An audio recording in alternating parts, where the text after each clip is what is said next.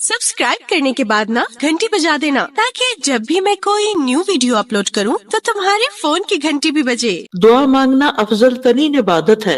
दुआ में इस्तेमाल किया हुआ वक्त इबादत शुमार होता है, और अगर हम चाहते हैं कि हमारी दुआएं कबूल हों तो फिर हमें भी अल्लाह ताला के अहकामात को कबूल करना चाहिए, उसकी बातें भी माननी चाहिए और अल्लाह ताला पर ईमान रखना चाहिए, भरोसा रखना चाहिए, एतमाद करना चाहिए कि वो हमारी दुआओं को रायगा नहीं जाने देगा बल्कि उन्हें कबूलियत का शर्फ अता करेगा जैसा कि उसका वादा है, और वो अपने वादों के खिलाफ नहीं करता। और इस तरह इंसान सही रास्ता पा जाता है, जिंदगी की मुश्किलात आसान हो जाती हैं। सूरत हूद में अल्लाह ताला फरमाते हैं, सो उससे बख्शिश मांगो फिर उसकी तरफ पलट आओ, यकीनन मेरा रब करीब है, कबूल करने वाला है। अगर हम चाहते हैं कि हमारी दुआएं कबूल हों तो हमें उन चीजों को जो हमारे और दुआओं की कबूलियत के रास्ते में हायल हैं, यानी हमारी अपनी गलतियां, हमारी कोताहियां, हमारी खताएं, हमारे गुनाह, हमारी नाफरमानियां, इनको रास्ते से हटाना चाहिए, उनसे तौबा भी करनी चाहिए, उनको छोड़ देना चाहिए और उनकी बख्शिश के लिए अल्लाह ताला से दुआ भी करनी चाहिए। फस्तगफिरूहु सुम्मा तूबू इलैहि इन्न रब्बी करीबुम मुजीब। रब तो दूर नहीं, वो तो कबूल करेगा, लेकिन हम भी तो वो काम करें कि जिससे हमारी दुआएं कबूल हो जाएं। दुआओं की कबूलियत के बारे में हम पढ़ रहे थे कि कबूलियत बढ़ जाती है जब हम अल्लाह ताला के सामने अपनी हाजत पेश करने से पहले हम तस्बीह करते हैं, दुरूद पढ़ते हैं। जब हम दुरूद पढ़ लेते हैं तो फिर अल्लाह सुब्हानहू ताला हमसे राजी होता है।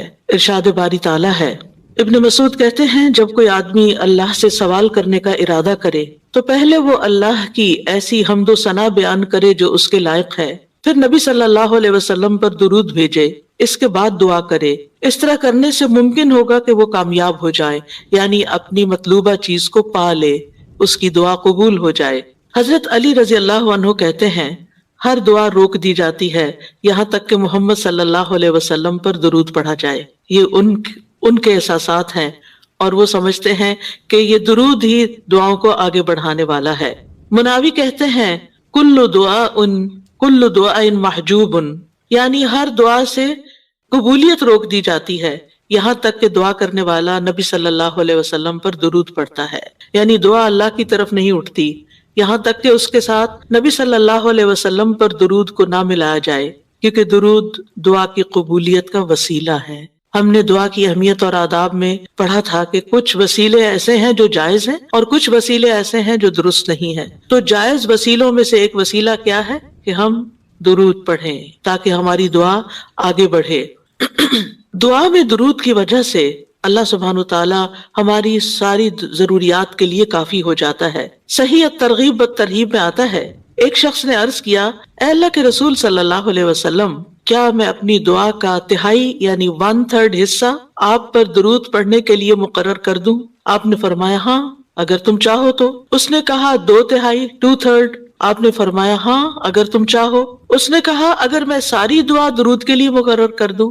तो रसूलुल्लाह सल्लल्लाहु अलैहि वसल्लम ने फरमाया, फिर तो अल्लाह तुम्हारी दुनिया और आखिरत के गम और फिक्र के लिए तुम्हें काफी हो जाएगा। इसका ये मतलब नहीं है कि हम फिर कोई दुआ मांगे ही ना, इसका मतलब ये है कि ज्यादा से ज्यादा दुरूद पढ़ें। यानी दुआएं तो हम मखसूस वक्त में पढ़ते हैं या फिर जब जब कोई जरूरत पेश आती है, लेकिन दुरूद हम हर वक्त पढ़ सकते हैं। यानी हमारी तमाम रोजाना की जो रूटीन है, चलते फिरते उठते बैठते, क्योंकि कुछ लोगों ने इसके साथ भी बड़ी पाबंदियां आयद की हुई हैं कि इस बगैर वुजू के दुरूद ना पढ़ा जाए, सर पे दुपट्टे के बगैर दुरूद ना पढ़ा जाए, रास्ते में कहीं दुरूद ना पढ़े। ऐसा कुछ नहीं है। दुआ हो, जिक्र हो, दुरूद हो, वुजू के साथ, वुजू के बगैर, रास्ते में, सोते जागते उठते बैठते हर जगह पढ़ सकते हैं। सिर्फ ये है कि नमाज जो है वो वुजू के बगैर नहीं होती, वो पूरी तरह सतर ढांके बगैर नहीं होती। आप लंबी से लंबी नमाज पढ़ रहे हैं लेकिन आपने ऐसा दुपट्टा ओढ़ा हुआ है कि आपके बाल झलक रहे हैं, तो आपकी नमाज नहीं होगी, आपकी मेहनत जाया हो जाएगी।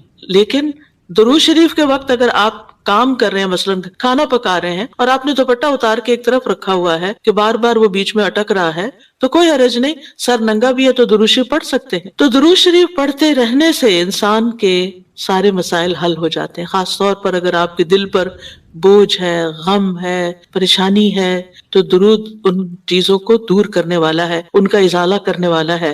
یہ دنیا اور آخرت کی خیر کو جمع کرنے والا ہے، کیونکہ اللہ تعالیٰ جس کو غم اور فکر میں کافی ہو جائے تو ایسا شخص دنیا اور آخرت دونوں کی پریشانیوں سے نکل جائے گا، کیونکہ نبی صلی اللہ علیہ وسلم نے درود کی فضیلت کیا بتائی کہ پھر اللہ تعالیٰ اس کو دنیا اور آخرت کے ہم و غم کے لیے کافی ہو جائے گا، یعنی پھر سارے معاملات آپ کے اللہ کے سپرد ہو جائیں گے. یعنی اذن یکفیک اللہ ما اہمک، تمہاری دینی، دنیاوی، اخروی معاملات، ہر چیز میں جو پریشانیاں ہیں انشاءاللہ وہ دور ہو جائیں گی. کیونکہ اس کی وجہ کیا ہے؟ اس کی وجہ یہ ہے کہ انسان اللہ سبحانہ وتعالیٰ کی طرف متوجہ ہوتا ہے اور ایک محسن کے احسانات کو یاد کرتا ہے. یعنی جیسے شکر نعمتوں کو بڑھاتا ہے نا، لَإِن شَكَرْتُمْ لَأَزِيدَنَّكُمْ، اگر تم نے شکر ادا کیا تو میں تمہیں کیا کروں گا؟ اور نعمتیں دوں گا. درود شریف کیا ہے؟ اگر آپ غور کریں تو درود کیا ہے؟ درود دراصل نبی صلی اللہ علیہ وسلم کے ہم پر جو احسانات ہیں کہ آپ نے ہمیں ایمان سے روشناس کیا، قرآن سے روشناس کیا، حکمت سے روشناس کیا اور ہماری خاطر دعائیں کی، بے شمار احسانات ہیں نا آپ صلی اللہ علیہ وسلم. آج ہم آپ کو کیا بدلہ دے سکتے ہیں؟ کس شکل میں بدلہ دے سکتے ہیں؟ ہم آپ کے لیے کیا کر سکتے ہیں؟ ہمارے والدین ہمارے ساتھ احسان کرتے ہیں تو ہم ان کی خدمت کرتے ہیں، ہم ان کو کچھ پکا کے دے دیتے ہیں، ہم ان کو کچھ کھلا دیتے ہیں، ہم ان کو کچھ گفٹ دے دیتے ہیں، ہم ان کو یعنی مختلف طریقے سے ماں باپ کو خوش کرنے کی کوشش کرتے ہیں، چاہے انہیں ضرورت ہو یا نہ ہو. ہم سب ایسے ہی کرتے ہیں نا. یعنی ہم یہ تھوڑی دیکھتے ہیں کہ ان کو اس وقت ہمارے لاڈ پیار کی ضرورت ہے یا نہیں ہے، وہ دکھی ہیں، پریشان ہیں یا نہیں ہے. ہم اپنی محبت کا اظہار کسی نہ کسی شکل میں کرتے رہتے ہیں. وہ فوت ہو جاتے ہیں تو پھر کیا کرتے ہیں؟ پھر ان کو وزٹ نہیں کر سکتے، ان کو دیکھ نہیں سکتے، ان کو کچھ دے نہیں سکتے، انہیں کچھ کھلا پلا نہیں سکتے. پھر ہم ان کے لیے بس صرف دعائیں کرتے ہیں یا صدقہ خیرات کر دیتے ہیں. یہی چیزیں ان کو فائدہ دیتی ہیں. نبی صلی اللہ علیہ وسلم کے احسانات ہم پر سب انسانوں سے زیادہ ہیں، ہمارے ماں باپ سے بھی زیادہ ہیں ہم پر. اگر ہم سیرہ پڑھیں اور دیکھیں کہ آپ نے کتنے دکھ اٹھائے، کتنے غم اٹھائے، کتنی پریشانیوں سے گزرے تو حیران ہو جاتا ہے انسان کہ اتنی بھی سچی خیر خواہی کسی انسان کے اندر ہو سکتی. النبی اولی بالمؤمنین من انفسہم، نبی تو تم پر تمہاری جانوں سے بھی زیادہ تمہارے قریب ہے، تمہارے مدد، تمہارے لیے مہربان ہے. یعنی ہم اپنی جانوں کے بارے میں اتنے فکر مند نہیں ہوتے، ہم اپنے آپ کو خود جہنم کی آگ سے بچانے کے لیے وہ فکر نہیں کرتے جتنی فکر ہمارے نبی صلی اللہ علیہ وسلم نے ہمارے لیے کی. تو ان کے احسانات کا بدلہ کیسے دیں گے ہم ان کے لیے کیا کریں گے؟ ہم ان کے لیے درود پڑھیں گے. تو یہ درود کا پڑھنا آپ کے احسانات کا بدلہ تو ہم کہاں سے دے سکتے ہیں، لیکن اس کے جواب میں ایک شکریہ ادا کرنے کا انداز ہے.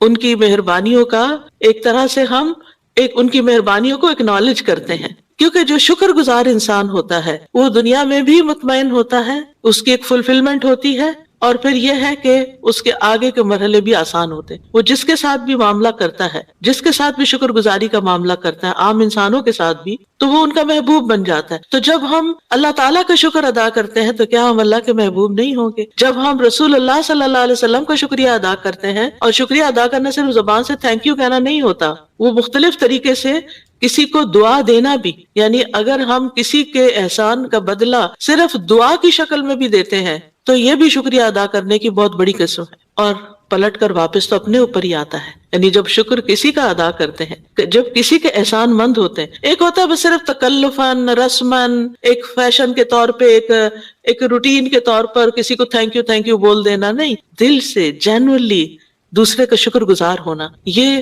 اس کے دل میں آپ کی محبت بڑھاتا ہے. اس میں آپ کی نیت یہ نہیں ہوتی کہ وہ مجھ سے محبت کرے، نہیں، آپ اس کو اکنالج کر رہے ہوتے ہیں، اس کا احسان مان رہے ہوتے ہیں، اور اللہ تعالیٰ اس کے دل میں آپ کی محبت ڈال دیتا ہے. اور جو ناشکرے انسان ہوتے ہیں، جو ناقدرے ہوتے ہیں، سب سے پہلے تو ہم اللہ ہی کے حق میں ناقدرے، جیسے ابھی بہن نے بات کی، وما قدر اللہ حق قدری، ہم نے اللہ کی قدر ہی نہیں کی جیسا قدر کرنے کا حق ہے. ہم نے نبی صلی اللہ علیہ وسلم کی قدر ہی نہیں کی جیسا کہ قدر کرنے کا حق ہے. تو ہماری یہ تسبیحات اور ہمارا یہ درود شریف اس قدر کی طرف بڑھنے کا ایک چھوٹا سا جسچر ہے کہ ہم واقعی اس بات کو مانتے ہیں کہ ان کے ہم پر احسانات تھے. لہٰذا جب ہم درود پڑھتے ہیں تو اس کا مطلب یہ ہے کہ ہم نے باقی چیزیں چھوڑی اور ہم آپ کا حق ادا کرنے کی طرف متوجہ ہو گئے. تو یہ چیز اللہ تعالیٰ کو کتنی پسند آتی ہوگی کہ یہ اپنے لیے کچھ نہیں مانگ رہا، اپنے لیے نہیں کچھ مانگ رہا، اپنی باتیں نہیں کر رہا، یہ اپنے غموں کو بھول کے، اپنے کاموں کو چھوڑ کے صرف نبی صلی اللہ علیہ وسلم پر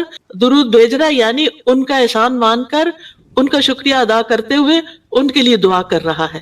نبی صلی اللہ علیہ وسلم اللہ تعالیٰ کے محبوب ہیں، سب سے بہترین بندے ہیں، سب سے بہترین نبی ہیں، اللہ تعالیٰ ان سے محبت کرتا ہے۔ اللہ تعالیٰ فرماتے ہیں قُلْ إِن كُنتُمْ تُحِبُّونَ اللَّهَ فَاتَّبِعُونِي يُحْبِبْكُمُ اللَّهُ، کہہ دیجیے اگر تم اللہ سے محبت کرتے ہو میری اتباع کرو، اللہ تم سے محبت کرے گا۔ تو نبی صلی اللہ علیہ وسلم کی اتباع ہو، آپ کی سنتوں پر عمل کرنا ہو، آپ پر درود پڑھنا ہو، یہ سب اس میں اضافہ کرتا ہے اللہ کی محبت بندے کو ملتی ہے۔ یحببکم اللہ، اللہ تم سے محبت کرے گا، اور جس کو اللہ تعالیٰ محبت، جس سے اللہ تعالیٰ کو یعنی اللہ تعالیٰ جس سے محبت کرے پھر اس کی تو بات ہی کیا، سیجعل لہم الرحمن ودا، اس کے مسائل کیسے حل نہیں ہوں گے، اس کے مسائل ضرور حل ہوں گے، اس کے غم دور ہوں گے، اس کی پریشانیاں دور ہوں گی۔ لہٰذا جب ہم اس سٹیٹ میں آ جاتے ہیں تو پھر آپ دیکھیں کہ یہ درجہ اس سے بھی بڑھ جاتا ہے جو ہم اپنے لیے خود کچھ مانگ رہے ہوتے ہیں نا، کیونکہ جب آپ کو کسی سے محبت ہوتی ہے آپ اس کے لیے کچھ بھی کرنے کو تیار ہوتے ہیں۔ یہ تو انسان کا حال ہے، انسان کی محبت ہے نا، تو جس انسان سے اللہ کو محبت ہو پھر اس کے مسئلے کیسے حل نہیں ہوں گے؟ اللہ سبحانہ و تعالیٰ اس کے لیے بہترین چیزیں کیوں نہیں کریں گے؟ تو اس طرح یہ درود جو ہے وہ دعا سے بھی بازی لے جاتا ہے کہ انسان اللہ کی محبت حاصل کر لیتا ہے اور اس کے نتیجے میں دعائیں قبول ہوتی ہیں اور اللہ تعالیٰ کی طرف سے رحمتیں آتی ہیں، درجے بلند ہوتے ہیں، گناہ معاف ہوتے ہیں۔ لیکن اس کا یہ مطلب ہرگز نہیں کہ آپ باقی دعائیں نہ مانگیں، کیونکہ خود نبی صلی اللہ علیہ وسلم نے ساری طرح دعائیں مانگی ہیں۔ یہ جو ہم آپ کو جتنی بھی دعائیں سکھا رہے ہیں یہ مسنون دعائیں ہیں، اور اس کلاس سے پہلے جو دعاؤں کی کلاس ہوتی ہے اس میں جب آپ بیٹھے ہوتے ہیں اور جتنی دعائیں آپ کو کہلائی جا رہی ہوتی ہیں انہیں صرف لفظ سمجھ کے اور ادھر ادھر دیکھ کے نہیں پڑھیں، ان کو دعا سمجھ کے پڑھیں۔ آپ سمجھیں آپ دعا کر رہے ہیں، اگر آپ کو دعائیں آتی ہیں تو دعا کرنے کے انداز میں پڑھیں، دعائیں نہیں آتی تو ان کو یاد کریں، اور اگر یاد ہیں تو پروننسیشن ٹھیک کریں۔ ہر کوئی اپنا اپنا الگ ٹارگٹ رکھ لے اور اس کو ریپیٹڈلی پڑھیں، کیونکہ دعا میں تکرار بھی ضروری ہے۔ ہم آداب میں پڑھ چکے ہیں، اصرار ضروری ہے، تکرار ضروری ہے، افتقار ضروری ہے۔ تو اپنی محتاجی، اپنی عاجزی، اپنی ہمبلنس کو ظاہر کرتے ہوئے اللہ تعالیٰ سے مانگتے رہیں۔ تو درود جو ہے یہ اس کے بارے میں جو قرآن مجید میں آتا ہے، آیت دوبارہ سنتے ہیں، بے شک اللہ اور اس کے فرشتے نبی پر رحمت بھیجتے ہیں، اے لوگو جو ایمان لائے ہو تم بھی ان پر درود بھیجو اور خوب خوب سلام بھی بھیجتے رہا کرو۔ ان اللہ و ملائکتہ یصلون علی النبی، اللہ سبحانہ و تعالیٰ خود اور اس کے فرشتے نبی صلی اللہ علیہ وسلم پر درود بھیجتے ہیں۔ اللہ سبحانہ و تعالیٰ درود بھیجتے ہیں، اس کا کیا مطلب ہے؟ یعنی اللہ سبحانہ و تعالیٰ ملأ اعلیٰ میں، آسمانوں کی بلند مجلس میں اپنے بندے، اپنے نبی محمد صلی اللہ علیہ وسلم کی تعریف کرتے ہیں، ان کے بلند مرتبے اور ان کی بلند شان کی خبر دیتے ہیں۔ اللہ تعالیٰ ان کی خود تعریف کرتے ہیں، ثنا کرتے ہیں، آپ پر رحمتیں اور برکتیں نازل کرتے ہیں۔ اور فرشتے بھی درود بھیجتے ہیں، جیسے فرشتے تسبیح کرتے ہیں نا، اور جیسے فرشتے جو ہے کائنات کی باقی چیزیں سب اللہ کی حمد و ثنا کرتے ہیں، تو نبی صلی اللہ علیہ وسلم پر بھی فرشتے درود بھیجتے ہیں، اور وہ بھی ان کا درود بھیجنا کیا ہے کہ آپ کے لیے رحمت اور مغفرت اور بلندی درجات کی دعا۔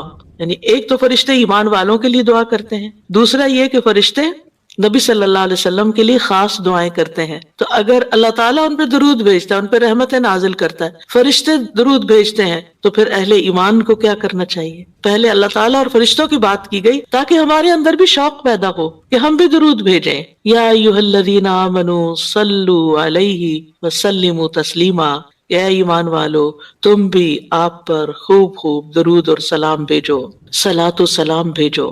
یعنی پہلے آسمان والوں کی خبر دی گئی کہ فرشتے ایسا کر رہے ہیں، پھر زمین والوں کو حکم دیا جا رہا ہے کہ تم بھی ایسا کرو۔ قرطبی کہتے ہیں اس آیت کے ذریعے اللہ نے اپنے رسول کو آپ کی زندگی میں، یعنی رسول اللہ صلی اللہ علیہ وسلم کی زندگی میں اور آپ کی وفات کے بعد آپ کو شرف و مرتبہ بخشا ہے، اور آپ کے مقام اور مرتبے کو بیان کیا ہے کہ آپ کا کیا مقام ہے، تاکہ ہم ایمان والے اس مقام کو سمجھیں۔ تو دوسرے لفظوں میں آپ صلی اللہ علیہ وسلم کے لیے اوپر کے جہان اور نیچے کے جہان میں تعریفیں ہوتی ہیں، یعنی ہم بھی آپ کی تعریف کرتے ہیں اور فرشتے بھی آپ کی تعریف کرتے ہیں، ہم بھی آپ کے لیے دعائیں کرتے ہیں، فرشتے بھی آپ کے لیے دعائیں کرتے ہیں، اور اللہ سبحانہ تعالیٰ ملأ اعلیٰ میں مقرب فرشتوں کے پاس اپنے نبی کی تعریف کرتے ہیں۔ سب سے آپ دیکھیں کہ دنیا میں طرح طرح کی مجالس ہوتی ہیں نا، کچھ مجالس بڑی خاص ہوتی ہیں، خاص خاص لوگ صرف انوائٹڈ ہوتے ہیں، ہر کوئی نہیں وہاں جا سکتا۔ آسمانوں میں بھی خاص مجالس، اللہ سبحانہ وتعالیٰ کے جو خاص مقرب فرشتے ہیں جنہیں وہ حکم دیا گیا تھا کہ آدم کو سجدہ کرو، جن کے سامنے اللہ تعالیٰ نے یہ بات رکھی تھی کہ میں آدم کو پیدا کرنے جا رہا ہوں۔ یہ گیدرنگ جو ہے اس کو ملائے اعلیٰ کہتے ہیں، ملا کہتے ہیں سرداروں کو، اور اعلیٰ کہتے ہیں بلند بلند سردار۔ تو یہ ایلیٹ کلاس ہے فرشتوں کی کہ جس کے سامنے اللہ سبحانہ تعالیٰ نے حضرت آدم کی پیدائش کی بات کی تھی اور پھر اس کے بعد سجدے کا حکم دیا گیا تھا۔ تو مقرب فرشتوں کے کے درمیان یا ان کے پاس اللہ سبحانہ تعالیٰ نبی صلی اللہ علیہ وسلم کی تعریف کرتے ہیں۔ ذرا سوچئے، امیجن کیجئے فرشتوں کی مجلس، یعنی جو بلند مرتبہ، یعنی ویسے تو کوئی فرشتہ اللہ کی نافرمانی نہیں کرتا، ہر فرشتہ اطاعت گزار ہے، ہر فرشتہ اللہ کی بات مان، یفعلون ما یؤمرون، لپکتے ہیں، دوڑتے ہیں، بھاگتے ہیں، تیز بھاگتے ہیں ایک دوسرے سے، فالسابقات سبقا، ایک دوسرے سے سبقت لے جاتے ہیں اللہ کا حکم ماننے میں۔ یعنی فرشتوں کا یہ حال ہے، لیکن ان کی کیٹیگریز ہیں۔ سورۃ فاطر کے شروع میں کیا آتا ہے؟ جاعل الملائکۃ رسلا اولی اجنحۃ مثنی وثلاث ورباع ویزید فی الخلق ما یشاء۔ 2 پروں والے فرشتے بھی ہیں، 3 والے بھی ہیں، 4 والے بھی ہیں، اور پھر اللہ جتنی چاہتا ہے بڑھا دیتا ہے۔ جبریل علیہ السلام کے تو 600 پر ہیں۔ سوچئے کیا کیفیت ہوگی ان کی۔ اور پھر جو حاملین عرش فرشتے ہیں، ان کی کندھے سے لے کے یہاں کان کی لو تک 700 سال کا فاصلہ ہے کہ اتنا عرصہ کوئی سفر کرتا رہے۔ اب آپ خود سوچیں کہ اتنے بڑے فرشتے ہیں وہ، ان کے سامنے اللہ سبحانہ وتعالی محمد صلی اللہ علیہ وسلم کی تعریف فرماتے ہیں۔ آپ کے مقام کا اندازہ کریں، کیا ہم نے قدر کی اپنے نبی کی؟ ہم کیا درود پڑھتے ہیں، ہم کیا تعریف کرتے ہیں، ہم کتنا جانتے ہیں آپ کو، ہم آپ کی سنت کو کیا سمجھتے ہیں؟ حدیث، یہ تو حدیث ہے، یہ قرآن تو نہیں ہے۔ استغفر اللہ، آپ نے دین کی مختلف چیزوں میں فرق کر دیا جس کو خود رسول اللہ صلی اللہ علیہ وسلم دے کر گئے تھے، آپ کس راہ پہ چل پڑے؟